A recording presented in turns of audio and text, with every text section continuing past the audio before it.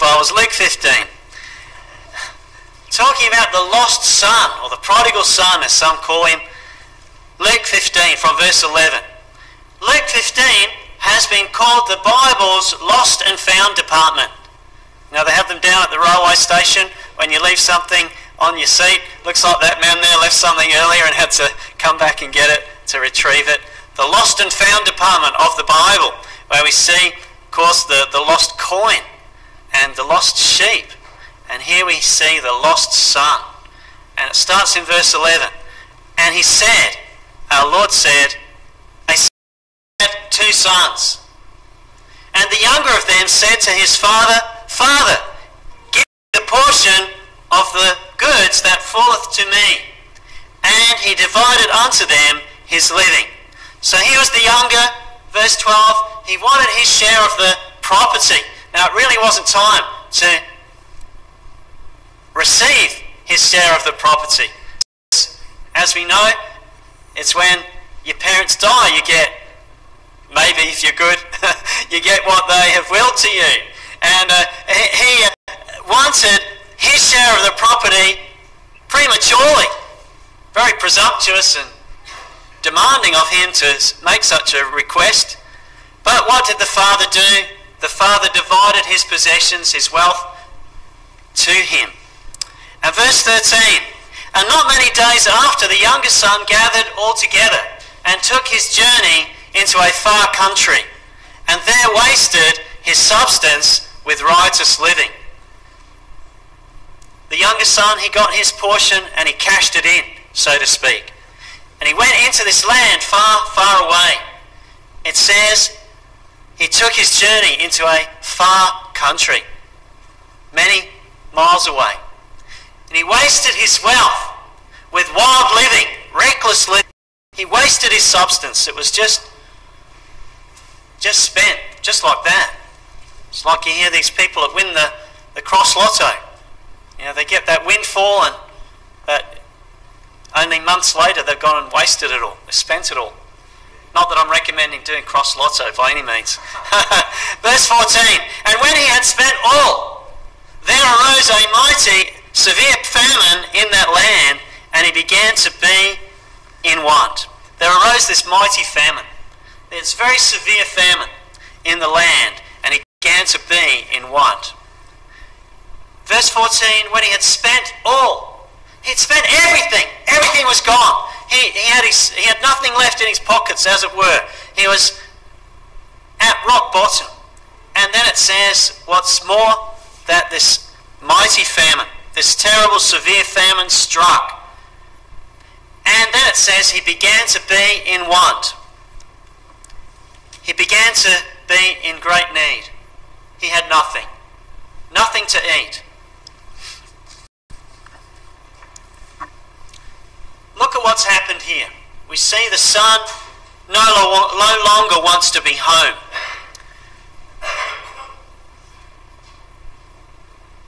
Give me, he says to his father. He wanted to go and live for the moment. He wanted to be free, to live his life his own way. He wanted his share of the family's wealth, and he wanted it now. He wanted to get what he would ultimately have got, but he wanted it now. We're in Luke 15. He wants to cash it in and to treat his dad as if he were dead. It was quite an insult in a way. What he wanted was quite out of the custom and out of what was really accepted. Here's the prodigal, full of his own selfish ideas. He wanted the bright lights, the big city, the far, far country. You know, the grass is always greener on the other side. He wanted those bright lights. He wanted to go and live it up. Live the life that everyone would say that he's living the life that he's dreamt of. But it's not long in this account that he finds that his so-called freedom gets him into very big trouble. Big trouble. We see, picking up the story, Luke 15, verse 15. get it all. He'd come to a great lack, in great need. Verse 15, and he went and joined himself to a citizen of that country, and he sent him into his fields to feed swine. In this far country, he joined himself, a citizen of that country. And the man sent him into his fields to feed the pigs. Sent to feed the pigs, not the choicest of jobs. And as a Hebrew, feeding pigs was a very unclean, demeaning thing, and really quite out of sync with his calling as part of the Hebrew nation, to feed pigs. Verse 16, and he would fain have filled his belly with the husks that the swine did eat, and no man gave unto him. He was so longing that he was longing to fill his belly with the pig food. He wanted to fill his stomach with the pods, the husks that the pigs were eating. You know, how low can you sink? What a picture of a man sinking to such a depth, such a dreadful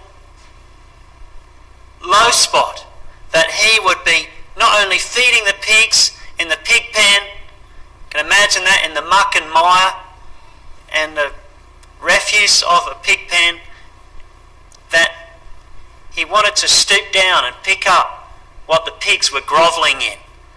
And as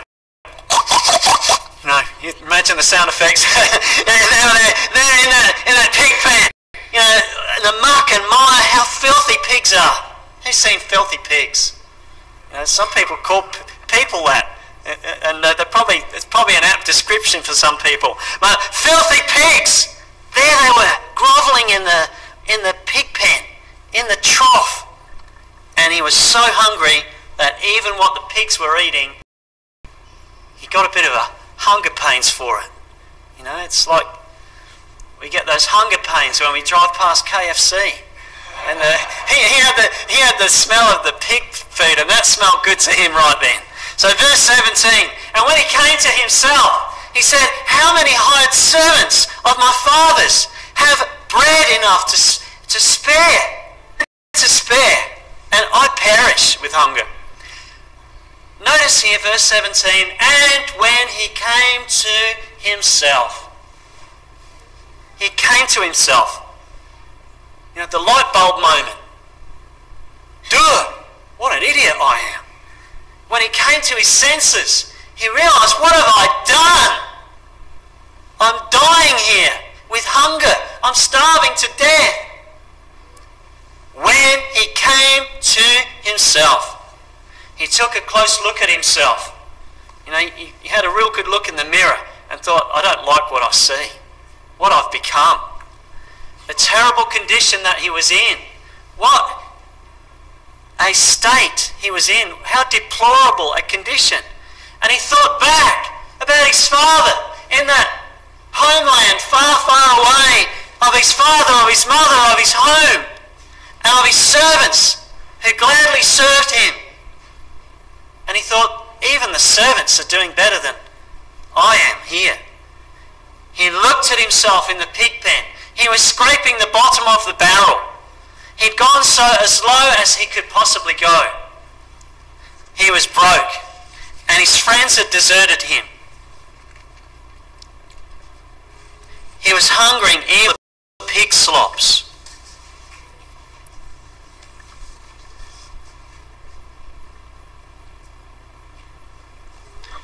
What a mess he was in, truly. And what a terrible mistake that he had made. Guilt overwhelmed him. He was facing ruin and starvation. He'd hit rock bottom. A preacher said how this pictures sin. Sin is temporary madness. And the first step to God is to come to ourselves. He came to himself. He came to his senses. Sin is temporary madness. To leave the Father and to go into a far country.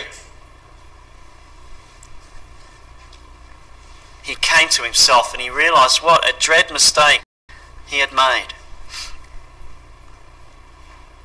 Perhaps as he came to himself, as he came to his senses, he thought about those changeable friends who were partying with him just earlier on. Those friends, you could picture it, that might have come to him as he had lots of money to help him waste his money. Perhaps he thought about the parties, about the pleasure, about the prostitutes. What a waste of time and money it had been. And now he knew how shallow the life of sin is. It's a shallow life. And he decided to do something about his condition. He came to himself. Our soul longs for food, which the world cannot supply. He came to his senses. Wait a minute. I don't have to starve out here. I have a father, a home. And he came to that realization that he was lost, far, far away. He was doomed. As you could picture it spiritually, he was exposed, his sin. His soul was naked. He realized his need to go to the Father. Of course, we know it pictures for us of a lost soul realizing that need of the Father. And we see the condition of the pig pen pictures for us the consequences of sin, the pain, the misery, the regret, the distress of living outside God's will. What a shallow, shallow life. A pig pen of a life. And verse 18 we read on. He says, as he came to his senses, as he came to himself, verse 18, he says, I will arise and go to my father, and I will say unto him, Father, I have sinned in heaven and before thee. I will arise and go to my father. Here he was, down with the pigs. You could imagine, in a farm setting, you could picture it. Maybe I'm being a little imaginative here, but I'd imagine it was probably muddy and boggy and a bit of a quagmire of the mud and filth of the pen and the pongy smell of it. You could, if you could just kind of open up your senses to think what a pig pen would be like, what it could be like. And here he was down in the depths, maybe getting his boots, as it were, his sandals stuck in that mud and really down in the pits of the pig pen. And he says, as he was there virtually on his knees, as it were, I will get up, I will rise, I will arise and go to my Father. He'd hit the depths of sin, of a pig pen. And this word where it says, I will arise, I will get up, it can literally mean to raise up from the dead. There's a sense of a rising up from the dead, of that resurrection, as it were, of that coming to life from death. So again, it's just that there's that word picture you could paint here in that very phrase. I will arise and go. I will get up, I'll rise from the dead, as it were, and come to life. Verse 19, he goes on as he says, Father, I've sinned. I'm no more worthy to be called thy son. Make me as one of thy hired servants. He says, I don't deserve this. I don't deserve to be called your son any longer for what I have done. I'm not worthy. I'm willing to surrender my place as a son and to be just as one of your hired hands. I'm willing to surrender and stop going my own selfish ways. I'm willing to come to you as a very much a servant. So he'd rehearsed that which he was going to say. In verse 20 we read on. Verse 20, and he arose and came to his father. And he arose and came to his father. Now this word came could be put, he was coming to his father. So it was like he came, but he was still kind of in that act of coming to the father. It was like he was still on the journey. And it goes on, but when he was yet a great way off, his father saw him and had compassion and ran and fell on his neck and kissed him. What a picture here of a reception of this lost son. He was a great way off. He was yet a great way off. The father saw him and had compassion and ran and fell on his neck and kissed him. So we see here that the father, again we could picture that as representing God our Father. This father was filled with compassion. There was no hesitation. There was no holding back of his emotion, of his love, of his tenderness. And what does it say? The father, what a great way off. The father saw him. The father was looking. His father was watching. His father was watching for his return. His father was waiting and ready. And it says he ran and fell on his neck and kissed him. He threw his arms around him. You know, I said goodbye to one of our grandchildren that we left at home today, and I gave her a really big hug. It was just so nice, and she was giving me a big hug too. I just think how Jesus pictures here the Father giving us a great big hug. You know, the Father having compassion on his Son. He threw his arms around him and he kissed him.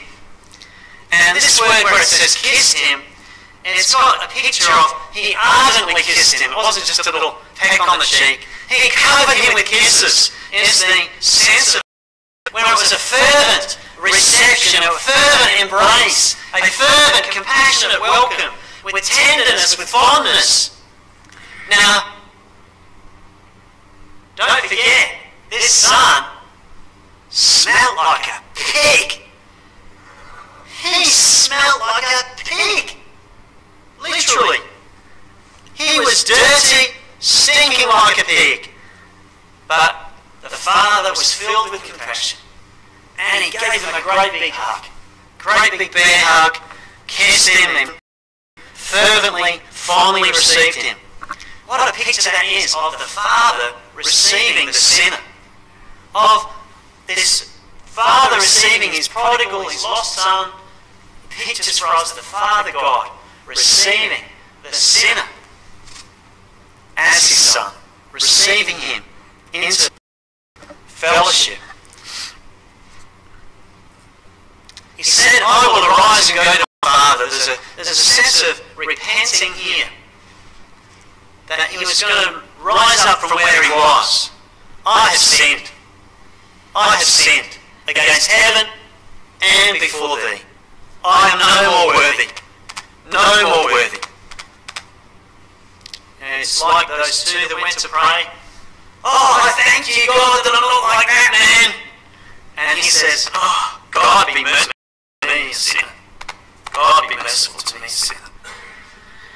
I am no more worthy to be called thy son. The father was looking for his son's return. Looking with loving, longing, with forgiveness, even then. And he runs towards the son. You know, God runs towards us, doesn't he? He runs to us. As he sees us turning from our way to him, he runs to us to receive us and embrace us, rejoicing when we do. God is eager to forgive sin. Can we just picture it again? Just to paint this word picture of what it all looked like on that day. While he was still a long way off, the father had been longing for his return for many years. Well, we don't know the time span, but it could have been a long time. He was longing for his son, and his eyes often looked down that road, far down the road, to that far country To the horizon, you could picture it. The father recognised him when he was far off. That's my son. He still knew what he looked like. He wanted to run to him as compassion flooded his heart, bearing the pain and hurt of rejection. And the old man gets up and begins to run to his son. On one side is the son rehearsing his speech with fear and trepidation. He's rehearsed what he was going to say with trepidation that father will not receive him. He could well have just said, no, I've washed my hands of you. I'm going to have nothing more to do with you. And I would expect in the customs of the day that could have been the case. That could have been lawfully, he's been paid off. He's got the inheritance. I'll disown him. But no, this father pictures the father heart of God, doesn't he? The father heart of God. And here is the son moving at this uncertain pace. You could picture it as maybe he was shuffling his feet. Maybe he was kind of kicking the can down the road, thinking, oh, what am I going to say to this man, to my father? And it's just rehearsing and rehearsing the words that he was going to say. And on the other side is the father. My son! I can see my son! That's him! And we see him running, his robes flowing behind him. It would have been perhaps somewhat undignified for the father to be running. With his robes flowing behind him, as he hurries to his son, whom he longed for. And as he saw him, he felt compassion. He ran, he embraced him, and kissed him fervently, or many times, is the sense of the Greek here. That is a fervent, and many times, and he throws his arm around him in this happy embrace as that sign of welcome and love. Now the son thinks, well, his father accepts him. If he knows the extent of it all, if he just knew what I did with all that money, how I wasted it, what I spent it on. And he knew he was lousy. He was a good for nothing. He'd rehearsed his speech about sin, about his lack of worthiness, but the father stops him.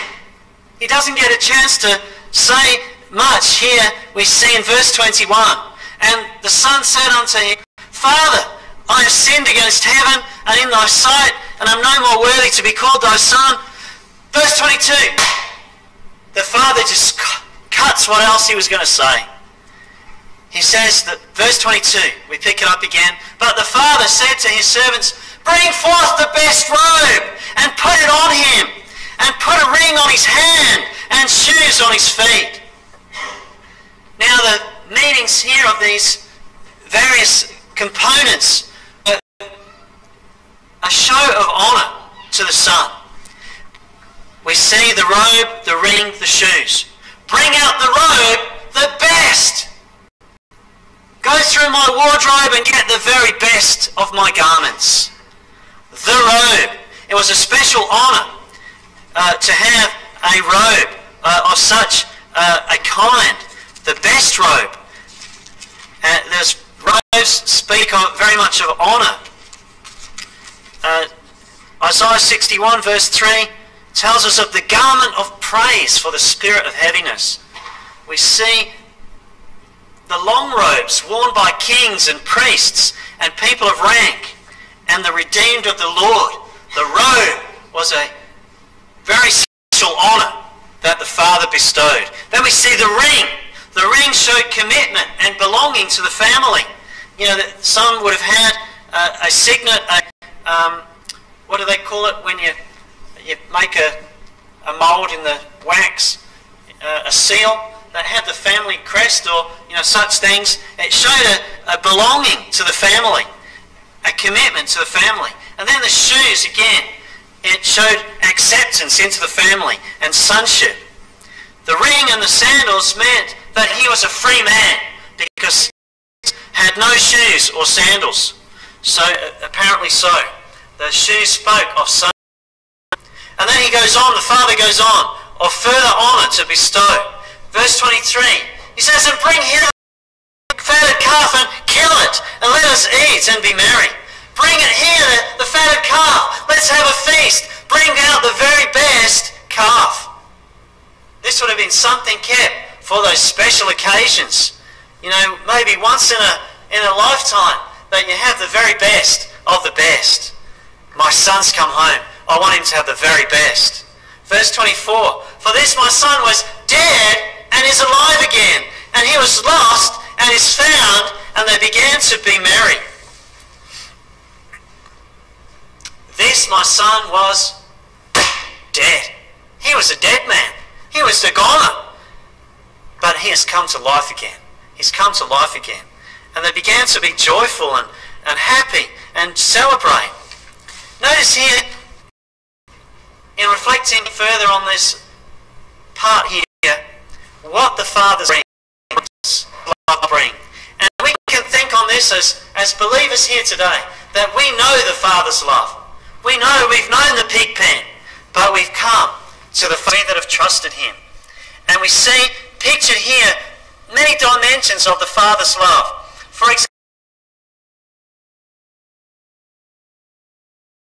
example, forgiveness. Forgiveness. This man had hit the pits. He had really hit rock bottom. He'd been down in the pits of sin, as it were. And yet, God's love, pictured by the Father, is total. It's absolute. God gets excited. He's watching for us. And he's welcoming us when we come to him with open arms, even though we stink, as it were.